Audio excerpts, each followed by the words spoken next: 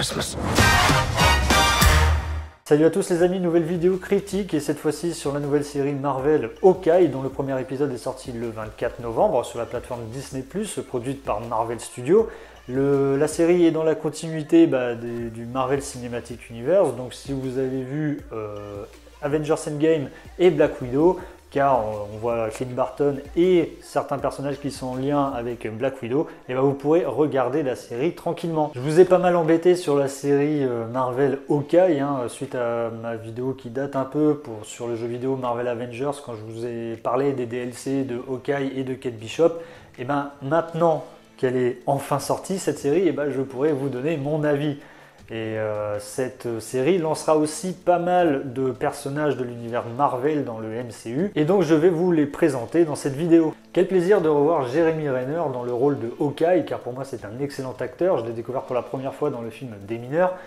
Pour son rôle d'Hawkeye, c'est vrai qu'il n'est pas trop mis en avant. C'est vraiment un personnage qui est mis en second plan et puis qui n'est pas trop développé. C'est vrai que dans les films Avengers et puis même dans les apparitions, le peu d'apparitions qu'il a dans les autres films du MCU, c'est vrai qu'il n'est pas trop mis en avant. Et là, pour une fois, vu que la série est à son nom, il est mis au premier plan et servira de mentor pour Kate Bishop qui sera sa relève pour la suite du MCU. On a aussi Ellie Stanfield qui joue Kate Bishop, qui est un personnage très athlétique et très doué pour les arts martiaux et les sports de combat. C'est une actrice que j'aime beaucoup et une chanteuse aussi que j'aime beaucoup. Surtout qu'en ce moment, elle enchaîne beaucoup les apparitions. Alors déjà sur la plateforme Apple TV dans la série Dickinson, elle fait aussi la voix de Vi, je crois, dans la série Netflix Arcane, et maintenant la série sur Disney+, de Hawkeye. Donc on va dire qu'elle enchaîne beaucoup les séries en ce moment, et je pense qu'on n'a pas fini de la voir dans les prochaines années pour les futurs films du MCU qui vont sortir. On a aussi Vera Farmiga qui joue le rôle de la mère de Kate Bishop, Eleanor Bishop. C'est une actrice qu'on a vue habituellement, surtout dans la franchise de Conjuring, donc c'est vrai que ça change un peu des rôles qu'elle a habituellement. Mais voilà, donc là elle joue le rôle d'une PDG, d'une riche femme d'affaires, d'une entreprise de sécurité. On a Tony Dalton qui joue Jack Duquesne alias Swordsman. C'est un personnage qui cache bien son jeu et qui va devenir le fiancé de la mère de Kate Bishop. Donc ce gentil et ce méchant a fait sa première apparition en 1965 dans les comics Avengers. Donc il est présenté aussi de nombreuses fois en tant qu'ennemi à Hawkeye.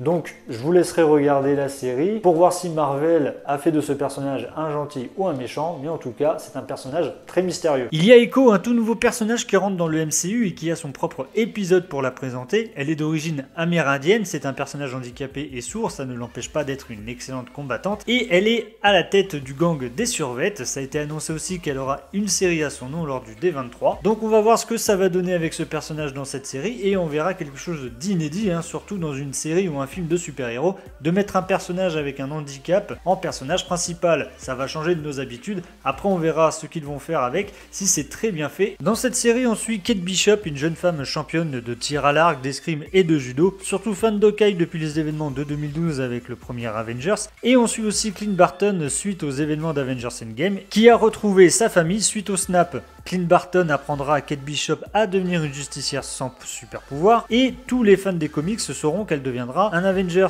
par la suite. Hawkeye devra aussi régler le problème de son ancienne identité Ronin, dont personne ne connaît son identité, et fera revenir tous les gangsters de New York à ses trousses. C'est vrai que ce n'est pas le personnage des Avengers le plus aimé comme un Captain America ou un Iron Man en termes de popularité. Parfois la série joue un peu là-dessus, comme parfois il y en a qui ne le reconnaissent pas et d'autres qui le reconnaissent. Et franchement, je ne sais pas si j'aurais dit ça un jour, mais on voit une comédie musicale sur les événements du premier Avengers. Alors pour moi c'est un peu bête parce que je trouve que ça dédramatise un peu ce qui s'est passé dans le premier Avengers, parce que c'était quand même le chaos total à New York. Mais bon voilà, ça m'a pas plus dérangé que ça. On va dire que c'était surtout pour rendre hommage à la disparition de Steve Rogers. Alors on a aussi ce petit côté esprit de Noël, les fêtes de fin d'année, ça peut même devenir la série de Noël pour la plateforme Disney+. Alors après c'est vrai qu'on a le cliché du père qui a promis à ses enfants de revenir pour le jour de Noël. Mais sauf que là, on peut dire que ça n'a pas du tout le même budget que les autres feuilletons ou séries de Noël qu'on retrouve je pense sur Netflix ou même sur TF1 ou M6, parce qu'il y avait quand même tout de même 200 millions de dollars hein, quand même sur la table. Donc rien que ça. On voit aussi qu'il est très proche de sa famille, donc c'est normal parce que sa famille a disparu pendant 5 ans lors du snap de Thanos. Après c'est normal qu'il essaye de rattraper le temps perdu et qu'il passe du temps avec sa famille et qu'il leur a promis de revenir pour Noël. Vraiment c'est sûr, hein, pour l'histoire on est vraiment dans les clichés des films de Noël, mais au moins ce qu'ils pourraient partager par rapport aux autres feuilletons ou séries de Noël, c'est que là il y a beaucoup d'action. Ils ont essayé aussi d'innover dans la série où par exemple il y a un long plan séquence lors d'une course-poursuite entre un gang et nos héros Hawkeye et Kate Bishop.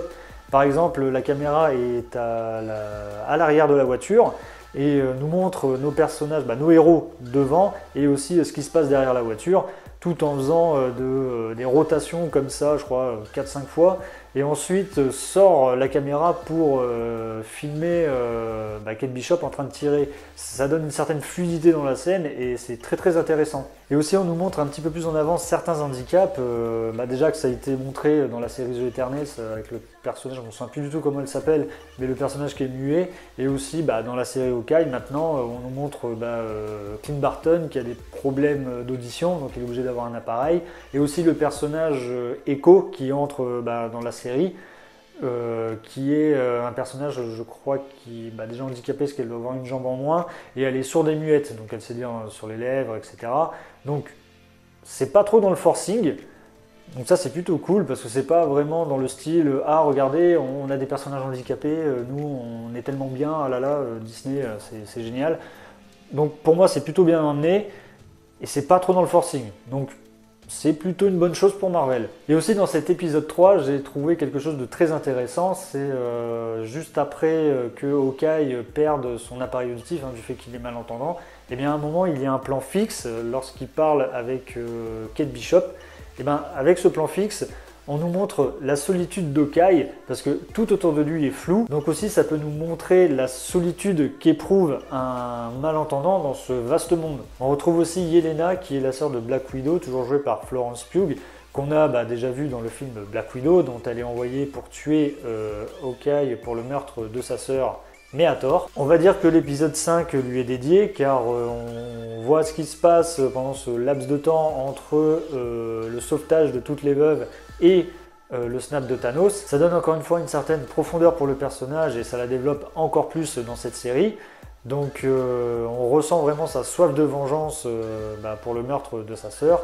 Et il y aura aussi une longue discussion entre Yelena et Kate Bishop où là vraiment la série va nous montrer que ces deux personnages vont remplacer Hawkeye et Black Widow et ça se voit à des kilomètres qui vont devenir des amis très proches. Au moins ça annonce du bon pour la suite des Avengers car on nous montre les nouveaux Vengeurs qui entreront dans cette équipe et qui s'ajouteront aux anciens membres, tout comme Shang-Chi, mais ne vous inquiétez pas, il va en avoir d'autres. Puis un autre personnage que j'ai aimé voir dans la série, mais bon, on le voit très peu, et puis c'est la mascotte de la série, c'est Lucky the Pizza Dog. Alors là, je vais vous spoiler juste un petit peu dans cette partie-là.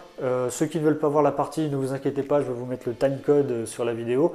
Donc comme ça vous permettra de passer cette partie-là pour ensuite ne pas vous faire spoiler. Donc bon, ce que je voulais vous dire, c'est qu'il y a le Kaïd dans l'univers du MCU maintenant.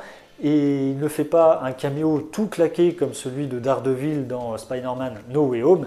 Là, il apporte quelque chose à l'intrigue car c'est lui qui est derrière tout ce complot. Et on le voit quand même pas mal de fois lors de ce dernier épisode. Mais Echo arrive pour le tuer, mais pour moi il n'est pas mort parce que la caméra s'éloigne lors du tir. Donc on ne sait pas trop ce qui s'est passé à ce moment-là. Car il en faut pour tuer le Kaïd. Donc je suis vraiment content de retrouver le personnage du Kaïd, tout comme le personnage de Daredevil, car j'ai vraiment adoré cette série sur Netflix. On a eu le droit à un très bon final, une série très sympathique qui tente des choses, qui nous permet de découvrir plus de personnages et d'en retrouver d'autres. On a même un avant-goût de l'amitié entre Yelena et Kate Bishop, qu'on retrouvera peut-être ensemble dans la nouvelle équipe des Avengers. Clint Barton essayera d'effacer la partie sombre qu'il a vécue durant le snap avec l'aide de sa future protégée, et comme quoi j'avais raison aussi, si vous vous souvenez bien avec la vidéo de Black Widow pour Yelena, donc comme quoi ce n'est pas une grosse surprise et on s'attendait un peu comment ça allait se passer. Donc voilà mon avis pour cette bonne série Marvel qui est disponible maintenant en intégralité sur Disney+. Voilà la fin de la vidéo, laissez-moi un commentaire pour me dire ce que vous avez pensé de la série d'Hawkeye. Laissez-moi aussi un petit pouce bleu si vous avez aimé la vidéo et abonnez-vous à la chaîne. Moi je vous dis à une prochaine vidéo. Ciao!